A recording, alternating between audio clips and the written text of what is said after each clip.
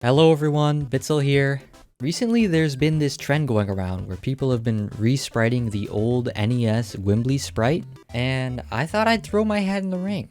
Now Gwimbly is famous for his 3D installations in the series. I believe the last one he appeared in, what was that, like 96 or something, 1996?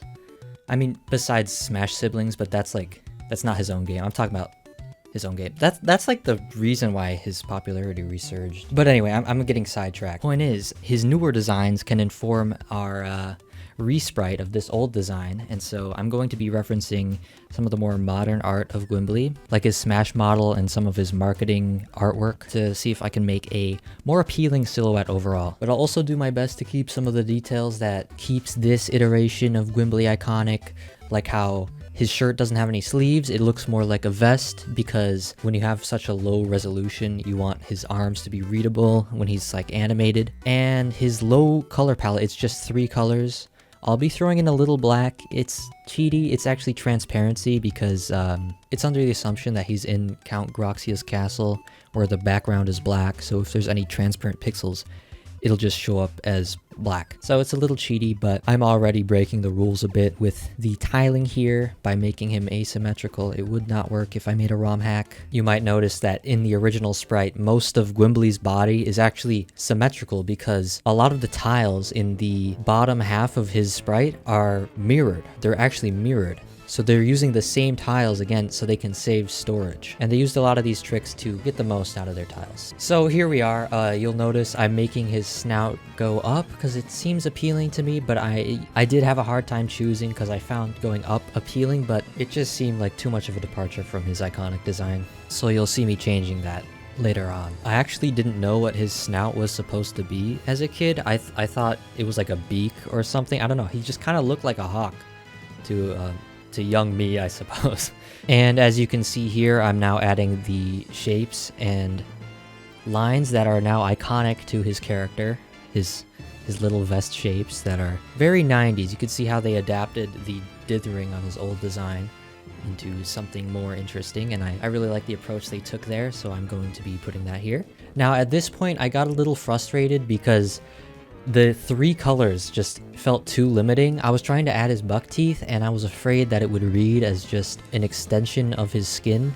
So I actually started really freaking out. I started like changing the palette, adding white, and it still just looked really flat, really outdated to me. And I'm trying to get something that, as I said, holds up to today's standards. So here I am bargaining blue for white, but eventually I came to my senses and started to introduce transparency, the black, into the sprite to create some outlines, which added a lot more character than I thought they would, and this is where you'll see the sprite really start to get its character. And we ended up here, and something's not quite right still, so I'm fixing the nose and making it more like his iconic shape. And there it is. And now I'm gonna get started on some animating. You can't have Gwimbly without his iconic victory dance, so let's get right into it. So first I'm going to break down his victory dance into 3 key poses. You can see he waves his arms back and forth 3 times, so that's 3 key movements I'm going to include, as well as his head tilting back and forth. And I'm starting with the head just because I feel that's going to be the hardest part to keep consistent. And you can see me flipping back and forth through the frames like a flip-o-rama to see how the movement looks. And now I've settled on something like this, so I'm going to be drawing the arms now. And I'm just taking out the vest and moving the body because it is a whole body movement. He moves his whole torso back and forth through the movement. And just trying to get a very readable silhouette here, so I'm going to be putting an outline on the arm because they do overlap with the belly, which is the same color as the arms. So you can start to see the movement come together. And I did get a little impatient. I started in-betweening before I got my last keyframe, but I'm just gonna skip right on to the end. Here it is, my final NES Gwimbly design. And hey, let me throw you a bone. Here's some freaking creamed corn, huh?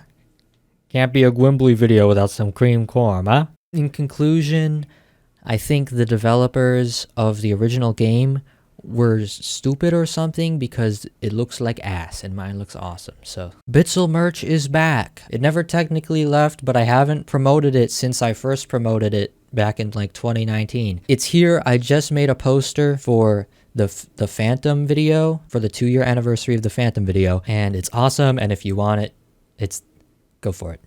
Bye bye.